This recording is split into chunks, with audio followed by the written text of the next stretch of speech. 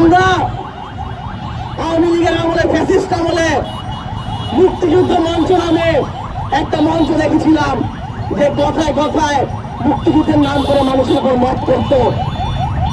আর এখন বাংলাদেশে ঢাকা বিশ্ববিদ্যালয়ের ডাকসুর নামে কথায় কথায় ম্যাপ হয়।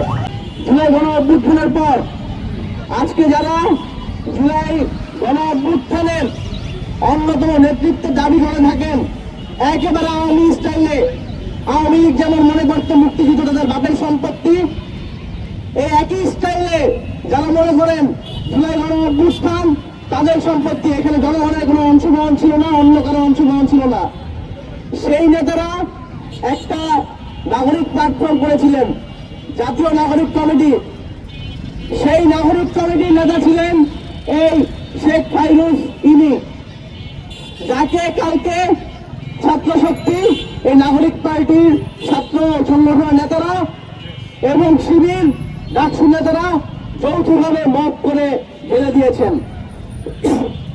যখন ইনি তাদের নাগরিক কমিটিতে ছিলেন, তখন একবারের জন্য ইনিকে তাদের ফ্যাসিস্টের দোষর মনে হয় নাই।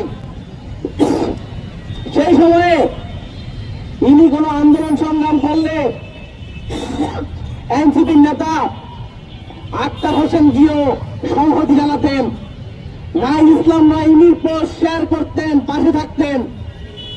এখন ইনি যখন তাদের পক্ষে নাই, তাদের যে মুক্তিযুদ্ধ বিরোধী অবস্থান তার বিপক্ষে, তখন ইনি হয়ে গেল ফ্যাসিস্টের দোষর।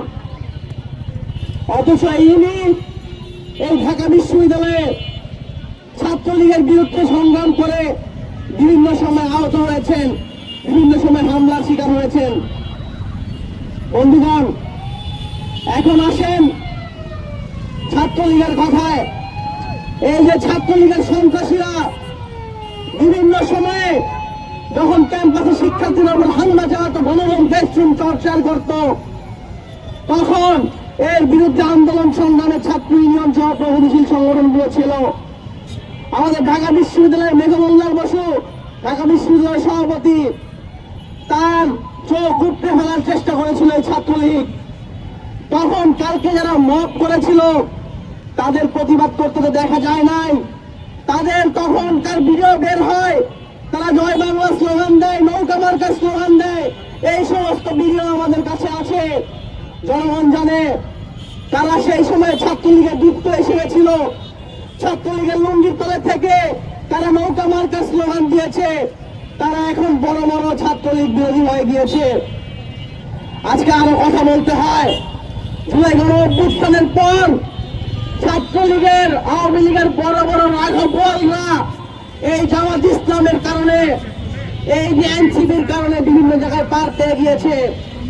আমরা ভুলে যাই নাই, জামাত ইসলামের নামে এরকম নিউজ আমরা দেখেছি। ছাত্রলীগের নেতাদের, আওয়ামী লীগের নেতাদের তারা জেল থেকে ছাড়ায় আনতে গিয়ে মত করেছে থানায়।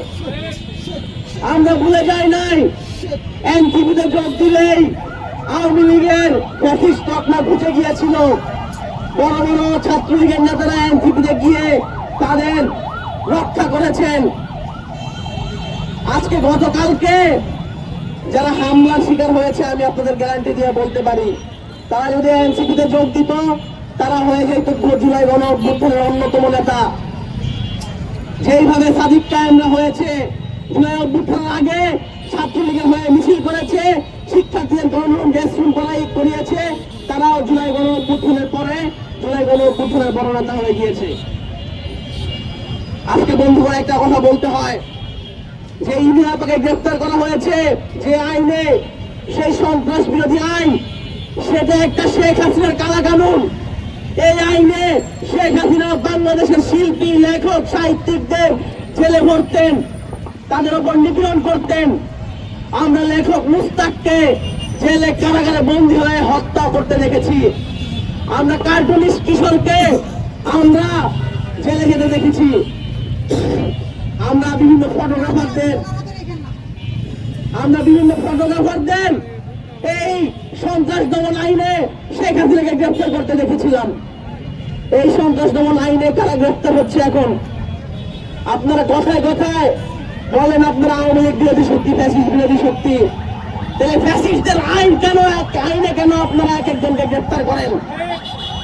ফ্যাসিস্টদের আইন দিয়ে আরেকটা ফ্যাসিস্ট হতে চান আপনারা? যদি না চান তাহলে কেন গ্রেপ্তার করেন? এবার আসি মব। আমরা দেখেছি বিভিন্ন সময়ে বাংলাদেশে বিভিন্ন জায়গায় মব হয়েছে, মন্দিরে মব হয়েছে, মসজিদে মব হয়েছে, ভিন্ন তরিকার কেউ হলে মব হয়েছে। সেই মবের বিরুদ্ধে কখনো কোনো ব্যবস্থা আমরা বিগত সরকারকে নিতে দেখি নাই।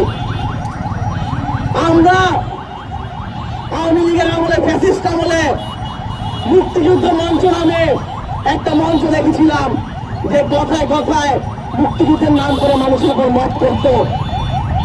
আর এখন বাংলাদেশে ঢাকা বিশ্ববিদ্যালয়ের ডাকসুর নামে কথায় কথায় ম্যাপ হয় জুলাই আন্দোলনকে বিক্রি করে। বন্ধুগণ, আমরা একটা কথা বলতে চাই, বাংলাদেশের মুক্তিযুদ্ধ একটি মীমাংসিত বিষয়।